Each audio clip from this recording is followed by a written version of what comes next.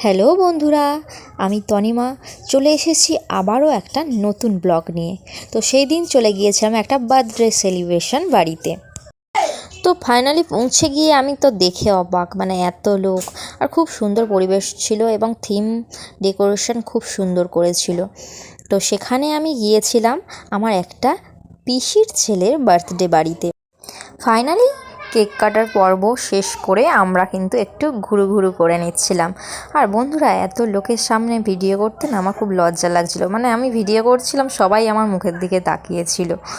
আর নতুন content creator হিসাবে আমি বলবো লজ্জা পাওয়াটা স্বাভাবিকই, কারণ আমি প্রফেশনালি এত লোকের সামনে ভিডিও করি না, ঠিক আছে। আর দেখো বন্ধুরা, এখানে ফাংশন শো দিয়েছিল, তো কতজন প্রোগ্রাম দেখছিল, তাদের মধ্যেখানেও কিন্তু আমি ভিডিও বানিয়ে যাচ্ছিলাম শুধুমাত্র তোমাদের একটু সাপোর্টের জন্যে।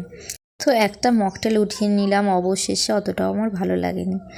আর ফুচকা দেখলে তো মেয়েরা পাগলই বলতে গেলে, তো একটা ফুচকাও কিছুটা খেয়ে নিলাম। আর সত্যি বলতে ওখানে স্টার্টার অনেকগুলোই ছিল, কিন্তু আমি অত খেতে পারবো না বলে আমি কিছু স্টার্টার খেয়েছি। আর এই দেখো বন্ধুরা, আমি আর আমার বোন কিন্তু স্টার্টার খাচ্ছি। অল্প কিছু খেয়েছি, সব রকম খেতে পারিনি, কারণ মেন কোর্স এখনও বাকি ছিল। তো কিছু ফটোও তুলে নিলাম, এদিকে আবার আরেকটু ফাংশন দেখে নিলাম। খুব সুন্দর প্রোগ্রাম হচ্ছিল। তো এখানে মেন কোর্সে আমরা খেতে বসে গিয়েছিলাম, সেই ভিডিওটা আর করা হয়নি। শেষে আমি আর এই বোন দাঁড়িয়ে আইসক্রিম খাওয়া শুরু করে দিলাম। এবার আরেকটু প্রোগ্রাম দেখে নিলাম, যেহেতু যাওয়ার টাইম আমাদের হয়ে গিয়েছে আর রাত তখন অনেকই 10টার মতো বাজতে যায়।